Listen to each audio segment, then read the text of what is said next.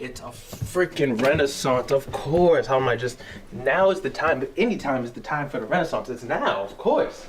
Holy shit. Yo.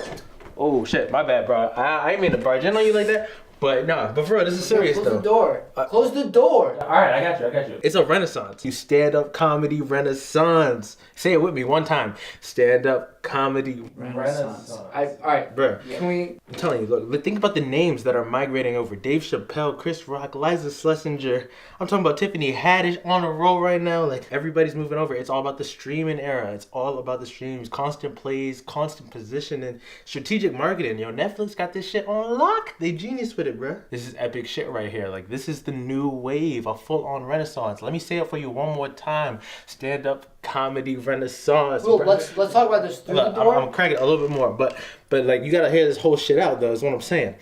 So if you really think about it, they are the ushers, like the pioneers of this new movement. Like, we're always talking about innovation, we're always talking about being the first. Like, they're making those moves, they're taking those chances, you feel me? And with creators that are taking chances. Like, this is some real shit, my guy. Look, bro, look, we gotta shoot a video on this shit, like, ASAP. The people need to know. This is the time. The time is now. It has come, and it's here to stay. Yeah, man. All right, cool. Let's talk about this in like 5 minutes. All right, my guy. Let's go shoot this shit right now. That's a bet. Mm-hmm. All right. Yeah, hurry up.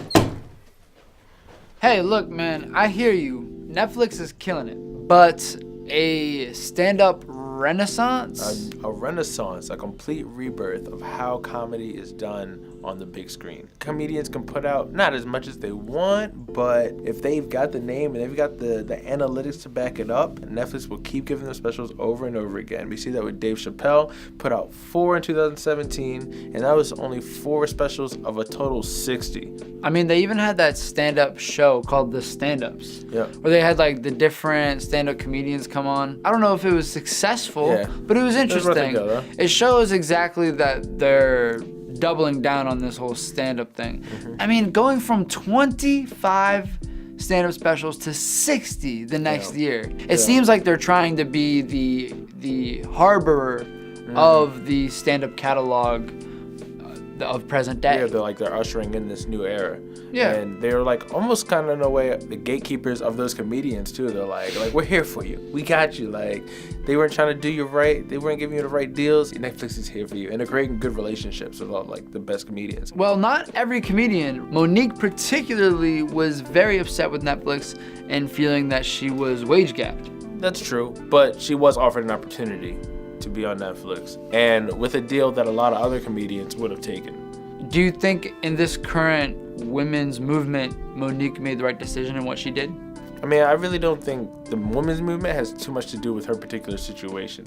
I think that she hasn't really been hot and out there in like the recent years as much as she thinks she has, and if she had been, then she could have asked for more. What they offered her is, you know what I mean, about reasonable for what she's been doing recently. Dave Chappelle putting out 4 specials in a year, that's something really you don't see all the time. He took full advantage of this new situation. Like, he was like, oh, they're just gonna stream it. They don't have to go out and buy DVDs. They don't have to do this, they don't do that. They're already subscribed to Netflix. As soon as I release it, boom, it's popping up.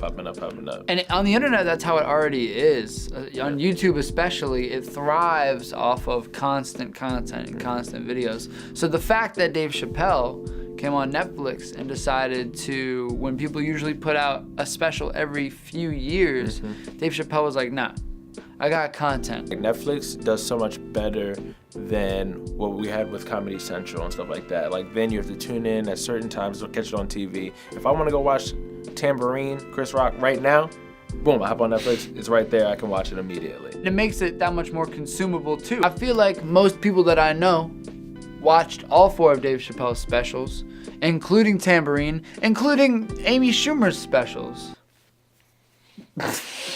But for real, even though Amy's specials weren't particularly well received, a lot of people saw them because they're easily consumable. Yeah. In fact, it was the not well receivedness of her specials that completely changed the way Netflix's rating system works. Star rating system, and then they started doing it personally for what you might like, and percentile systems and stuff like that. But they want to be able to have everyone on there and then tailor things based on your particular preferences to get more people that like that niche to watch that over and over again, and it's there in front of you all the time, so you can keep getting that, and just watch the numbers on the streams rack up. So I love how analytic Netflix is. Actor does well, director does well, throw them together in a drama, and we'll have a smash. I feel like Netflix is always watching what people are watching, obviously, As they should. as they should.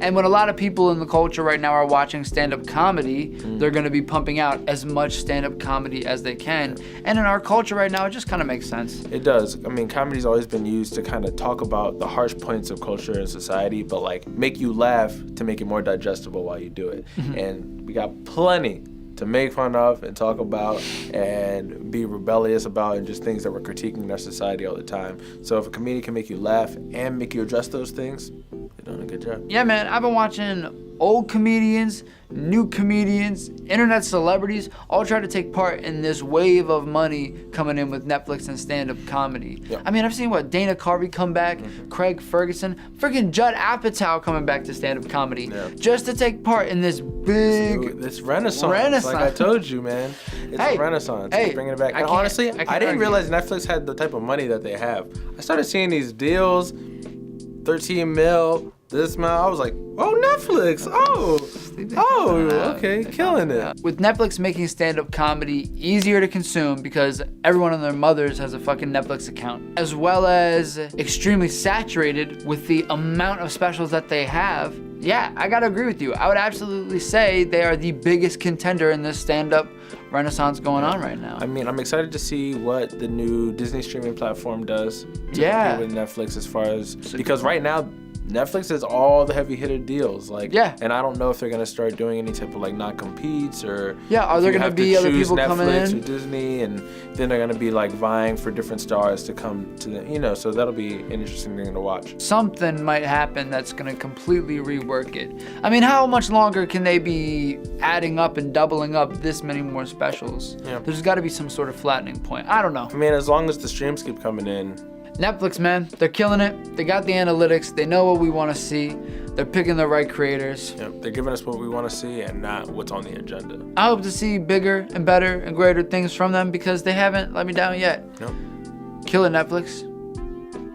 I mean, yo, have you ever seen something like this before, bro? Look, so say it one more time. Netflix comedy renaissance. I know, I'm hip. I'm trying to get you hip. All right, I'm gonna leave you alone, but yo, hurry up, bro. All right.